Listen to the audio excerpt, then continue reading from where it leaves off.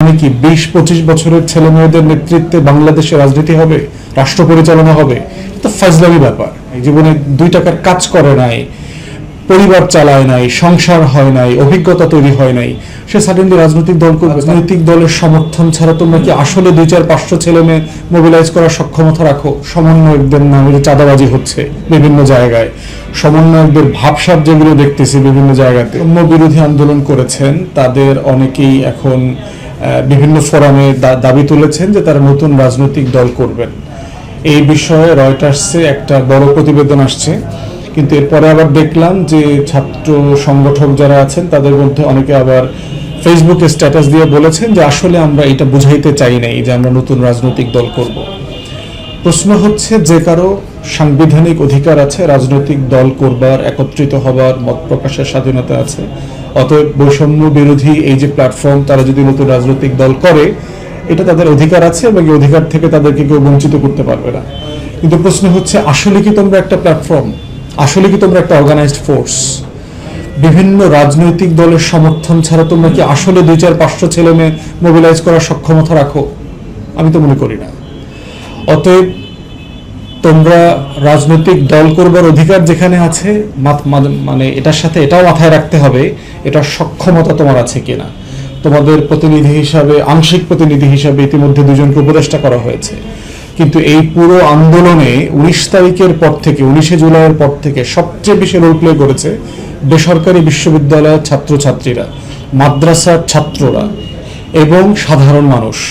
১৯ তারিখের পরে পাবলিক ইউনিভার্সিটির ছেলে মেয়ের কন্ট্রিবিউশনে আন্দোলনে খুবই কম, কিন্তু তোমরা ডিসপ্রপোর্শনেটলি এটার বেনিফিট নিয়েছো এবং এই বেনিফিটের অংশ হিসেবে তোমরা যদি এখন রাজনৈতিক দল করতে চাও, সেটা আমি পার্সোনালি মনে করি যে এটা সময় উপযোগী ডিসিশন হবে না, বরং সময় নিয়ে ভেবে দেখা দরকার।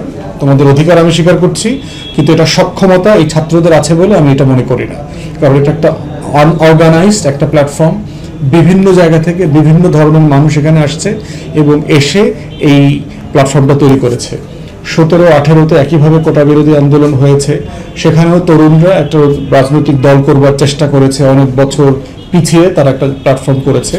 সেটাও তোমাদের জন্য একটা ভালো এক্সাম্পল হতে পারে যে তরুণদেরকে মানুষ পছন্দ করে, তাদেরকে আন্দোলনে দেখতে চায়, কিন্তু তরুণ মানে কি ২০-২৫ বছরের ছেলে মেয়েদের নেতৃত্বে বাংলাদেশে রাজনীতি হবে, রাষ্ট্র পরিচালনা হবে?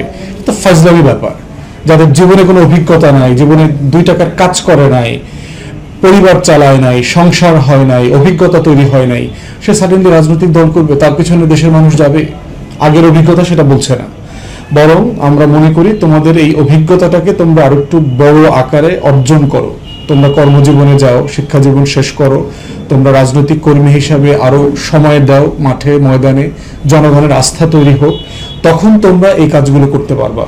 ইতিমধ্যে আমরা দেখলাম সমন্বয়কদের নামে চাঁদাবাজি হচ্ছে বিভিন্ন জায়গায়, সমন্বয়কদের ভাবসাব যেগুলো দেখতেছি বিভিন্ন জায়গাতে, গাড়ি মেনটেন করে, মোটরসাইকেলের মহড়া দিয়ে বেড়াচ্ছে, এটা তোমরা তো মানে গতানুগতিক রাজনীতির চিন্তা করতেছো। কিন্তু তোমার প্রস্তাবনাটা কি? তুমি কি করবো আসলে? তাই আমি মনে করি না যে এই বয়স এবং বাস্তবতায় নতুন রাজনৈতিক দল করবার মতো কোনো সক্ষমতা এই শ্রেণীর মানুষের হয়েছে।